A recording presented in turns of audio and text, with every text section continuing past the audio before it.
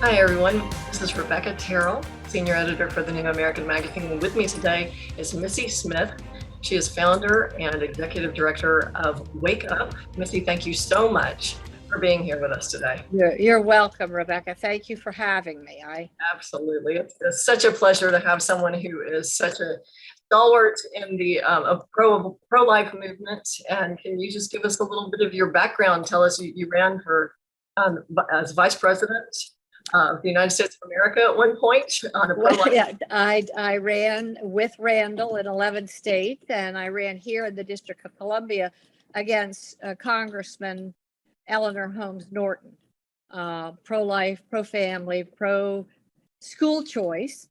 But I got in the pro-life movement when the trafficking of baby body parts was exposed, and it was horrifying. That's what the group Wake Up. That's why you formed the group Wake Up, right? True. Tell us about that. Tell us women, and we needed an acronym, so we prayed, and we were inspired with Women Against the Killing and Exploitation of Unprotected Persons. And that's what Wake Up means. That was what Wake Up, and it was interesting because going on 25 years ago,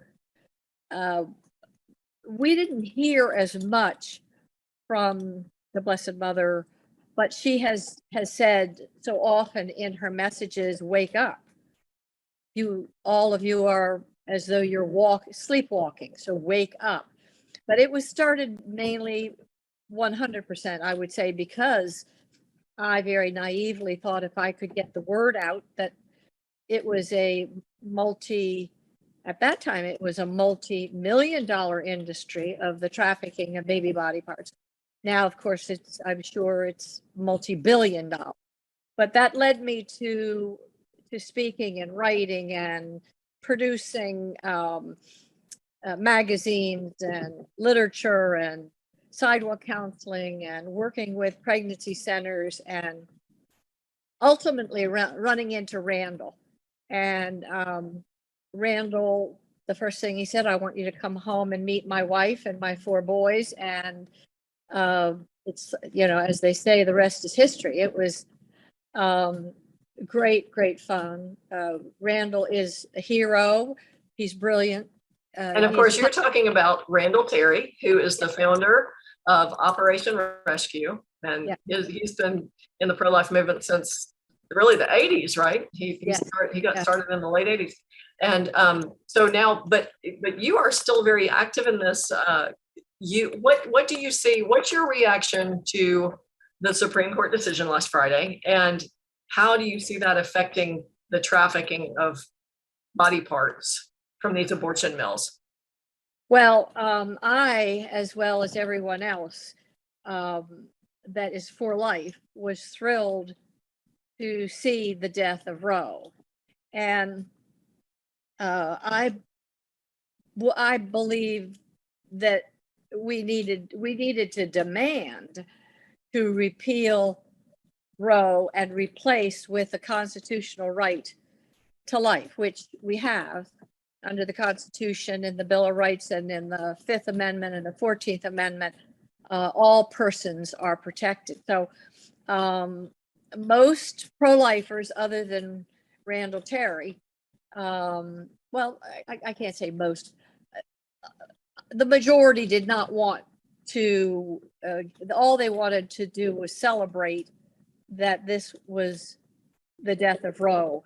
And I felt that I wanted to see it go a step further and replace it, because it's all there. And we've been talking about personhood for years, and a personhood amendment is not necessary. We have the Constitution, we have the 5th Amendment, and we have the 4th Amendment. And interestingly enough, we have Professor Robert George from Princeton, who wrote an amazing opinion that was published, I believe, June 2nd of 22. So just in this month, on the constitutional protection of all persons, and it ran in the Washington Post. And he's considered one of the most brilliant minds alive today. So that was a big thing. I think in terms of the trafficking of baby body parts, to your question of how this is all going to play out, is from my understanding, there are only 4 nationwide late-term abortionists. San Angelo, Leroy Carhart, Hearn, and Boyd. So the race is narrowed in terms of that. I think that I have great encouragement that this is going to be totally exposed in the last few months. I just spent 3 hours at the EPA downtown trying to get the manifest, which I guess April 1st was my first request. And then recently, May 23rd was my second request for the manifest. And the manifest between the abortionist San Angelo, which is, you probably are aware of the Justice for the 5 and the retrieval of the 115 babies and that whole, this is brought. I'll just real quickly put a synopsis out. Dr. Cesare Santangelo owns the Washington Surgery Clinic. That is the place where on March 25th of this year, a couple of pro-life activists recovered in the medical waste boxes, labeled medical waste, the aborted remains of 115 babies. And 5 of those were obviously late term or maybe even live birth abortions. So yes, and you filed months ago now, you filed Freedom of Information Act request for that information. And so now you're still having to dig for that. You're still having to go down to EPA in person and try to get that. Yes. Well, it will show the criminality, I believe, on both San Angelo, the abortionist, and the receiver of the biomedical waste is Curtis Bay Energy, and they've been using biomedical waste to create energy in the Baltimore area. So they're on the run. We had a press conference on April 5th where I directly went at them, asked them for a public apology, and since then, and recounting, and promise that they wouldn't be doing human bodies, incinerating human bodies. And specifically, in this situation, we're talking about aborted babies. The issue of aborted babies' bodies is an enormous one, and how to get an abortionist cannot continue to do abortions at a certain point unless they are being picked up. And both of the entities that I referred to, the abortionist, in this case, Cesar St. Angelo and Curtis Bay Energy, both have permits from the EPA. And for every breaking of a regulation is $25,000 a day. And this has been going on since March 25th. Wow. So the money is growing. The irregularities are documented because they were filmed. And so we are very, very hopeful. I believe that this is going to be exposed in a very big way. Certainly I believe God is in charge here. Obviously, having all the dates and having Roe overturned on just so many. It was the birth date of Nellie Gray, who started the March for Life. It was the feast day of the Sacred Heart of Jesus. It's, on and on. There's just so many. All the planets were in alignment. So I do believe this is God's hand. Right. It was the nativity of St. John the Baptist too, as a matter of fact. Exactly. And now tell me too, because you are one of those who says that overturning Roe is not enough.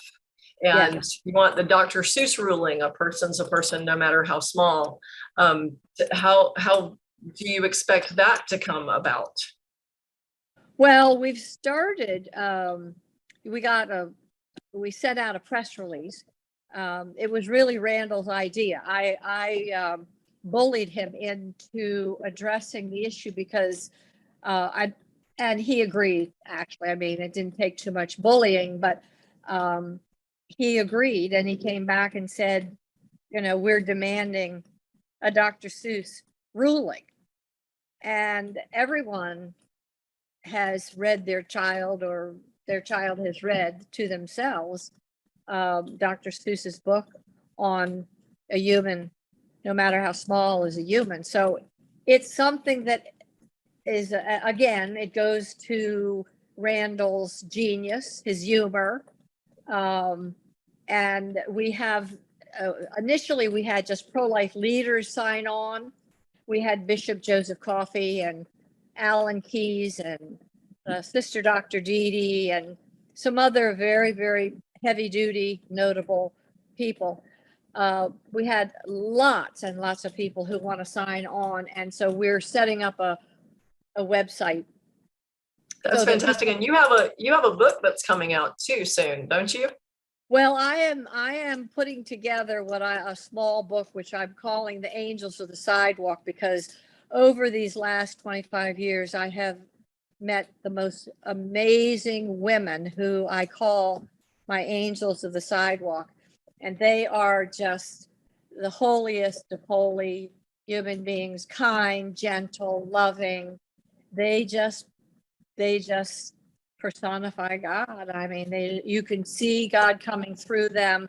They have wonderful saves. They follow up. They keep involved with the couples, with the mothers. They're just so there are a number of women who are unsung heroes who I call angels of the sidewalk. That is fantastic. Before we wrap up here, I want you to tell everybody how they can get in touch with you, find out more, your web address, things like that. Yes. Well, my web address is wakeup.mom. So please come aboard. It's not hard to find. People can get in touch with me.